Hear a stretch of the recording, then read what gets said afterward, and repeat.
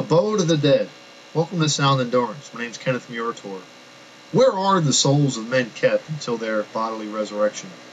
And on our previous sermonette titled Body, Spirit, and Soul, we spoke of how theologians defined man as a triune being. And this isn't something they just conjured up on their own. Matter of fact, we're going to take a moment to do a brief review on how these theologians looked in the scripture and derived this truth. See, first we notice that man is body, he's flesh, he's bone, and he returns to dust. This is evident for us in Genesis, the 3rd chapter, the 19th verse. In the sweat of the face shalt thou eat bread, till thou return unto the ground, for out of it wast thou taken, for dust thou art, and unto dust shalt thou return.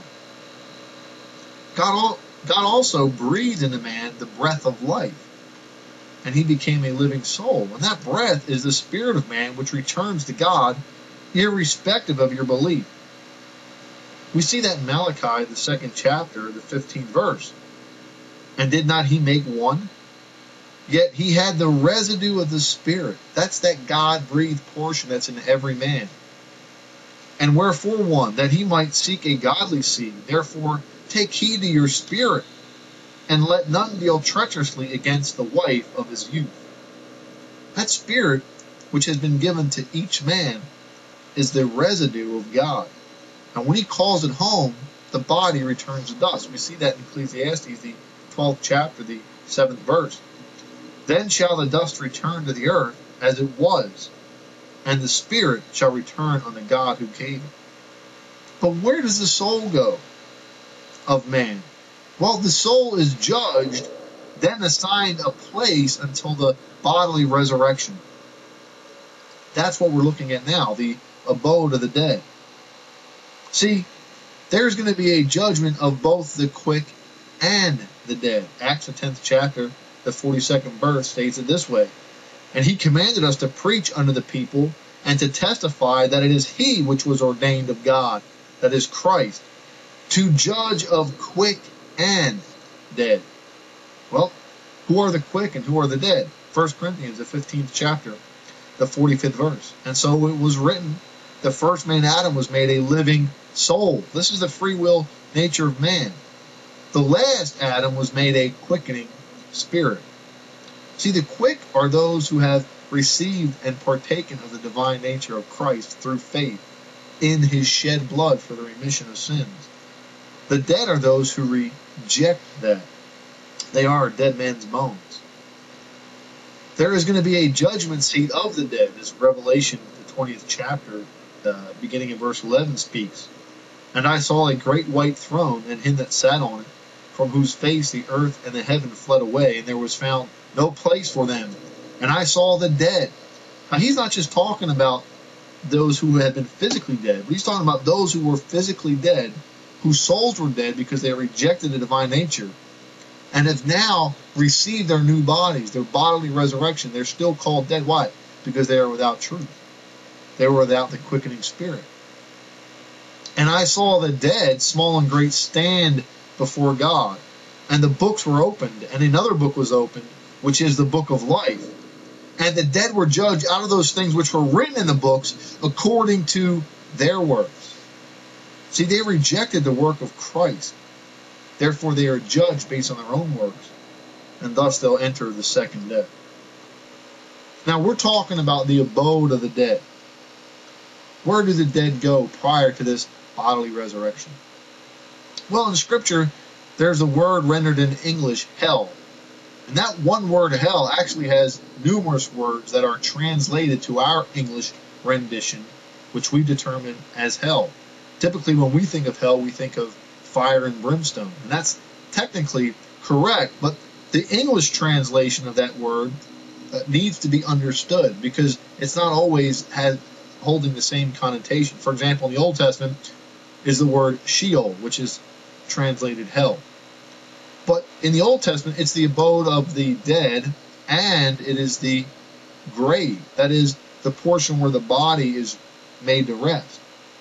In the New Testament, hell is never translated, at least in the King James Version, to describe the grave, where the physical body goes to rest. Now we're going to be focusing on the New Testament translation of this word hell. And within the New Testament, one of the times that hell is used is actually translated from the word Gehenna. Now Gehenna is really referencing what the Bible defines as the lake of fire. That's that final resting place for the dead, those who rejected the divine nature, who reject Jesus Christ's work for them. We see this in Matthew the 10th chapter, 28th verse. Jesus speaking, "And fear not them which kill the body, but are not able to kill the soul, but rather fear him which is able to destroy both soul and body in hell." He's talking about that bodily resurrection, when the soul of men receive their new body, and then it comes into judgment. There's a final judgment day. Revelations, the 19th chapter, the 20th verse. "And the beast was taken, and with him the false prophet, that wrought miracles before him, with which he deceived them that had received the mark of the beast, and them that worshipped his image. These both were cast alive into the lake of fire, burning with brimstone." This is, in fact, is Gehenna. That's what is being referred by Jesus. This is what he's making reference to, that lake of fire. Revelations, the 20th chapter, the 10th verse. "And the devil that deceived them was cast into the lake of fire and brimstone, where the beast and the false prophet are, and shall be tormented day and night for ever and ever." That's why Jesus says, fear not him who can only destroy the body, or kill the body, but rather fear him which is able to destroy both soul and body in Gehenna. Revelations, the 20th chapter, the 14th verse. "And death and hell were cast into the lake of fire." Now, this hell that's being spoken of here is the hell that we typically think of as brimstone and fire.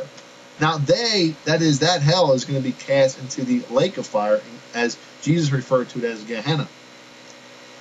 That is what is the second death. Revelations, the 20th chapter, the 15th verse. "And whosoever was not found written in the book of life was cast into the lake of fire." Again, that's what Jesus is speaking of by fear him which is able to destroy both soul and body in hell. Now that's the word Gehenna that is also translated hell in the King James Version and many other versions. Now there's another word that is translated hell, and that's Tartarus. And Tartarus is the place where the angels who left their first estate, who entered into humanity to possess, are now bound. It's the bottomless pit. See, those angels that unlawfully possessed humans were bound in what Peter defined using the word Tartarus. We see that in 2 Peter, the 2nd chapter, beginning in verse 4. "For if God spared not the angels that sinned, but cast them down to hell," that is Tartarus, "and delivered them into chains of darkness to be reserved unto judgment." See, Jude alludes to this too in the 6th chapter. "And the angels which kept not their first estate, but left their own habitation." That is, they indwelt humans, they possessed humans.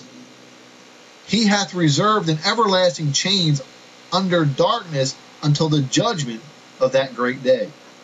You see, just as God brought a flood upon the earth because of man's wickedness, then he said no longer would he destroy the earth or destroy man by water. Why?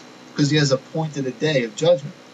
Just likened unto Sodom and Gomorrah, he rained down fire and brimstone upon them, and their great sin of homosexuality was punished.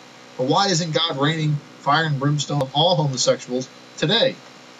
Well, that's because a day of judgment has been appointed where every man will stand before him who judges the quick and the dead. But in Luke, the 8th chapter, the 30th verse, we read, "And Jesus asked him, saying, What is thy name?" Now he's speaking to a man that was unlawfully possessed by demons. And he said, "Legion," because many devils were entered into him. And they besought him that he would not command them to go out into the deep. See, that's the bottomless pit.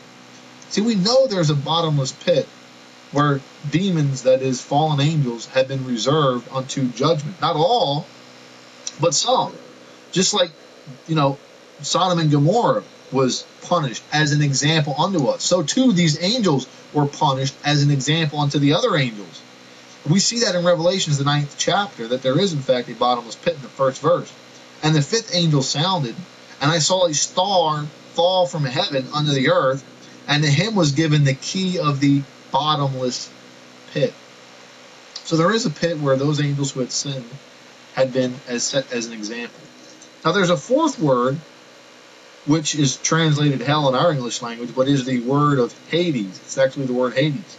That is the place of the departed souls.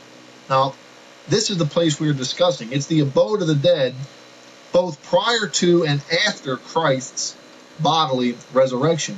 And this is what we're going to be focusing on for the remainder of this sermonette.